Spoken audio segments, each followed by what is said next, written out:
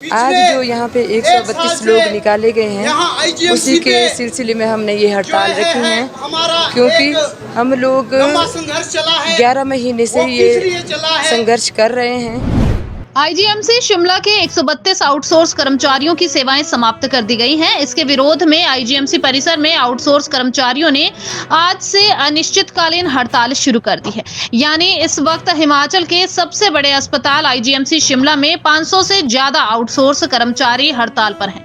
इसका असर स्वास्थ्य सेवाओं पर पड़ रहा है। मैं इस आउटसोर्स कॉन्ट्रैक्टर में उपाध्यक्ष हूँ आईजीएमसी की।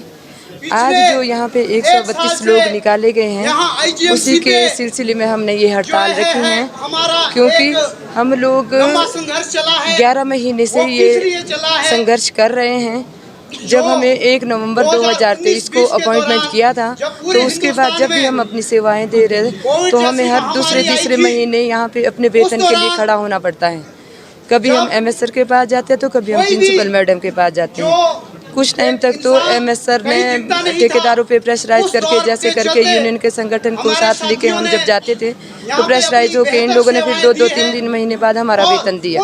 ऐसा ही 11 महीने तक ये सिलसिला चलता रहा। इन मुश्किलात का सामना करने के लिए हम लोग आज यहाँ इकट्ठे हुए हैं। सफाई व्यवस्था पूरी तरह से ध्वस्त होकर रह गई है।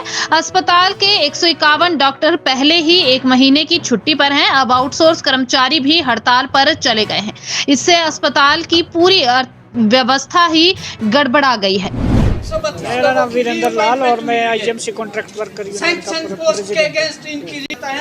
जैसा कि आप सब जानते हैं कि पिछले 2-3 दिन से लगातार ये जो है मीडिया में भी खबर चल रही है कि जो आईजीएमसी के अंदर 132 लोग काम कर रहे थे, उनको जो है 1 तारीख को नौकरी से डिसकंटिन्यू करने का फरमान जारी कर दिया जाता है।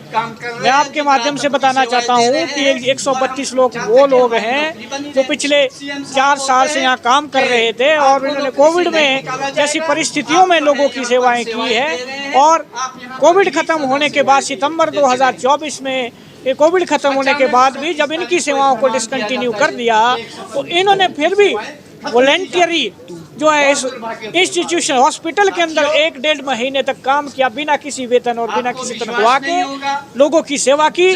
और नवंबर 2024 में जब दोबारा इनको रिक्रूट किया जाता है तो नवंबर, आपको मैं इस माध्यम से बताना चाहता हूँ, हमेशा नवंबर से लेके जो है यहाँ इस नवंबर तक की जो इनकी सैलरी है वो सैलरी भी 2-3 महीने बाद इनकी दी जाती थी। और जो है आप समझते, जो एक वेतन का जो कानून है उसमें कहा जाता है कि 7 तारीख से पहले जो है तनख्वाह देना ज़रूरी है, उसका भी उल्लंघन हो रहा था। अभी तो ताज्जुब होता है जब इनको जो है 1 तारीख से सर्विस को डिसकंटिन्यू करने का जो है क्या कहते हैं फरमान जारी कर दिया जाता है। बिल्कुल, जब तक हमारी इस समस्या का निर्णय नहीं निकलता तब तक ये हड़ताल निरंतर जारी है।